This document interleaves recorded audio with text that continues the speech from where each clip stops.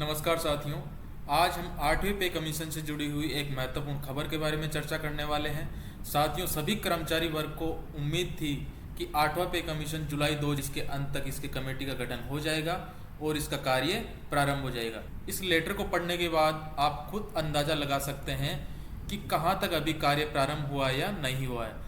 ये जो लेटर है साथियों, ये कर्मचारी वर्ग को चौंका देने वाला लेटर है। इस वेतन आयोग की प्रक्रिया कहाँ तक पहुंची है, देखते हैं इस लेटर के माध्यम से। साथियों, ये जो लेटर है ये आप देख रहे हैं गवर्नमेंट ऑफ इंडिया का लेटर है। Ministry of personnel public grievance and pension, department of personnel and training, office of the establishment officer. जी हाँ साथियों, बिल्कुल ये गवर्नमेंट ऑफ इंडिया का लेटर है। Department of personnel and training से ये लेटर निकला हुआ है। साथियों आप देख सकते हैं यहाँ डेटेड 03 जुलाई 2025 यानी कि 3 जुलाई 2025 का ये लेटर जारी किया गया है। किसको लिखा गया है साथियों ये letter? The chief secretaries all state governments. 2 number पर किसको है साथियों? The secretaries ministry department of government of India. ये जो सब्जेक्ट देख सकते हैं साथियों आप, filling up of 4 post of under secretary in eight central pay commission on deputation basis under the central staffing scheme under department of expenditure.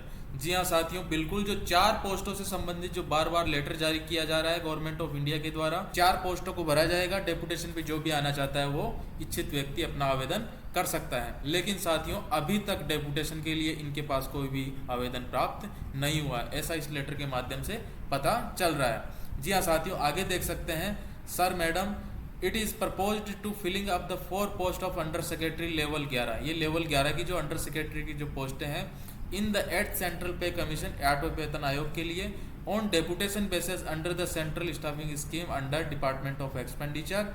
The application were invited for the post vide circular of even number dated 22/4/2025।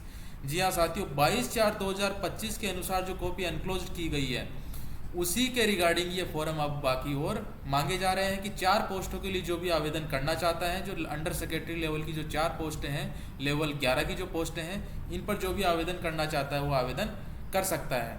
जी हाँ, अब देखते हैं साथियों 2 number पर क्या है।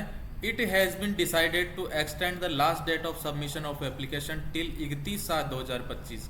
जी हाँ साथियों, 31/7/2025 तक इस डेट को बढ़ाया गया है।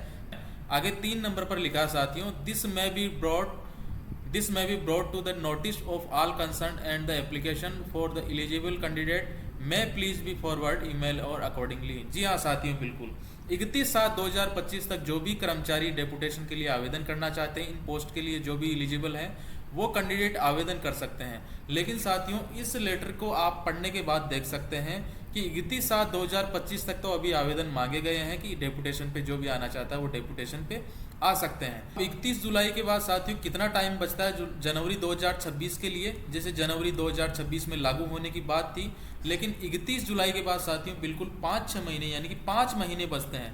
केवल और केवल 5 महीने बचते हैं। क्या गवर्नमेंट ऑफ इंडिया 5 महीने के भीतर 8वें वेतन आयोग की जो कमेटी है, वो जो बनाई जाएगी कमेटी, वो कमेटी पूरी तरीके से काम कर पाएगी 8वें वेतन आयोग का जनवरी 2026 तक? आपको क्या लगता है? आपकी राय जरूर दें कमेंट बॉक्स में। 7th पे कमीशन की यदि तुलना करते हैं 8वें वेतन आयोग से कि किस तरह से 7वें वेतन आयोग का कार्य प्रारंभ हुआ था और 8वें वेतन आयोग का कार्य किस तरह से चल रहा है, एक समय का यदि अंतराल देखा जाए तो इस तरह से आप अंदाजा लगा सकते हैं कि कार्य कहां तक पहुंच रहा है।